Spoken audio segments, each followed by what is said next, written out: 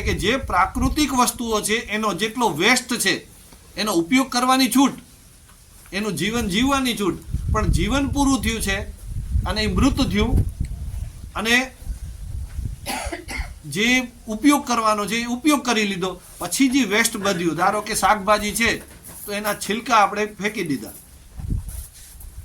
મકાઈ છે તો એમાંથી રાડું લઈ લીધું, કણસલું લઈ લીધું, રાડું ખાતર થઈ ગયું, બરાબર. કપાસ છે તો એમાંથી કપાસ લઈ લીધો, એનો છોડ છે એ ખાતર બની ગયું. જે કાંઈ વેસ્ટ, ભગવાનને ચડાવેલા ફૂલ એ શું છે? ખાતર છે. બગડેલા શાકભાજી, બગડેલા ફળફળાદી, જેટલું પણ પ્રાકૃતિક છે એ બધું જ શું છે? ઉત્તમ પ્રકારનું ખાતર છે. હવે ખાતર શું નથી? ખાતર શું નથી? તો કે માણસે બનાવેલી કોઈ પણ ચીજ ખાતર નથી. માણસે શું બનાવ્યું? સિમેન્ટ, એ ખાતર નથી.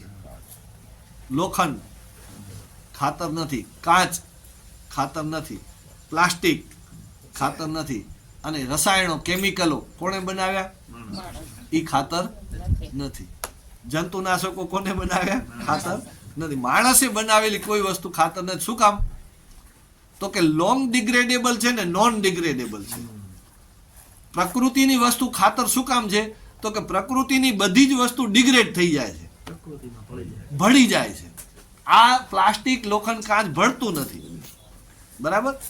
તો જમીનમાં જે ભળી જાય એનું નામ ખાતર, જે ન ભળે એનું નામ ખાતર નહીં. તો હવે ખાતરની વ્યાખ્યા તમને ખબર પડી ગઈ. હવે એ ખાતર બને કેમ? તો ખાતરના આ પ્રાકૃતિક વેસ્ટ છે ને બે પ્રકારના હોય છે. એક એવો હોય છે કે જેની અંદર પાણી હોય છે, લીલો હોય છે, પાણીનો ભાગ હોય, અને એક એવો હોય છે કે જે સૂકો હોય છે, એમાં પાણી નથી હોતું. ધારો કે મારી બોડી પડી છે તો એની અંદર 70% પાણી છે, બરાબર. સૂકું પાંદડું છે તો એમાં નથી, લીલું પાંદડું છે તો એમાં પાણી છે. તો આવી રીતે જે લીલો છે ને એના ઉપર ખાલી માટી નાખી દેવાની,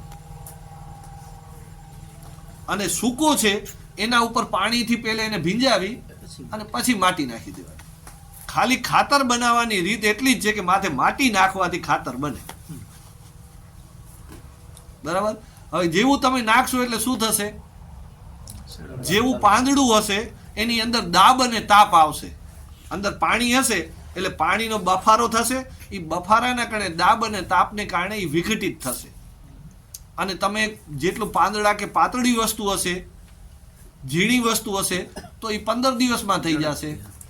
જાડી વસ્તુ હશે તો એનાથી વધારે લાગશે. આવી આંગળી જેવી હશે તો મહિનો દિવસ લાગશે. આવો હાથ જેવો હશે તો 6 મહિના લાગશે. મૃત શરીર હશે, આખી ગાયની બોડી હશે તો વધારે સમય લાગશે.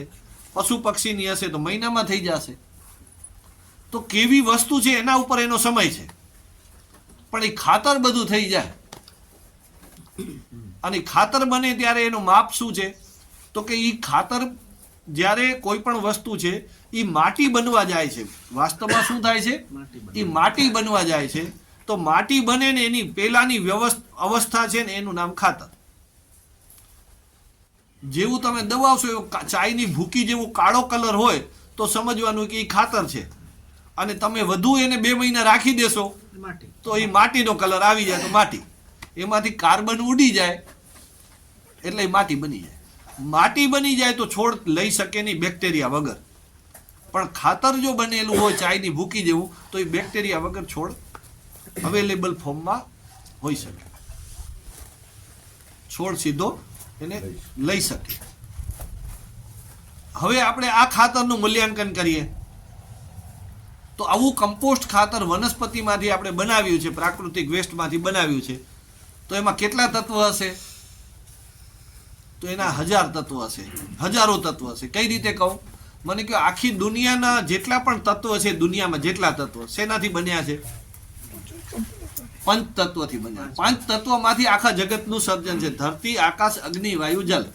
આનામાંથી આખું જગતની રચના છે. એટલે બધા તત્વો શેમાં છે? 5 તત્વ. તો 5 તત્વથી જેટલી પણ વસ્તુ બને છે એમાં કેટલા તત્વ હોય? હજારો તત્વો હોય. બરાબર. એટલે પછી માણસનું શરીર હોય કે લાકડું હોય કે પાંદડું, એમાં બધામાં હજારો તત્વ છે. એટલે પ્રાકૃતિક ખાતર છે એ 1000 તત્વ વાળું છે.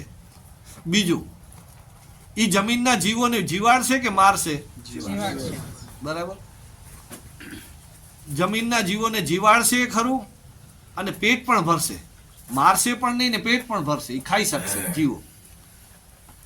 એમાં કાચું રહી ગયું હશે તો ઉધઈ ખાશે, કાચું રહી ગયું હશે તો અળસિયું ખાશે, પણ એ કાચું હશે એને પાકું કરશે. પછી જમીનને પોચી બનાવશે કે પથ્થર જેવી બનાવશે? પોચી બનાવશે. જમીનને મીઠી બનાવશે કે ખારી બનાવશે? મીઠી. અને પાણીનો વપરાશ ઘટાડશે કે વધારશે? હવે આ સાચું ખાતર તમને ખબર, આ માપદંડ, હું મારી વાત નથી કરતો, મેં એના માપ દીધા છે, પ્રમાણ દીધા છે, અને એ પ્રમાણ પણ તમે સહમત છો.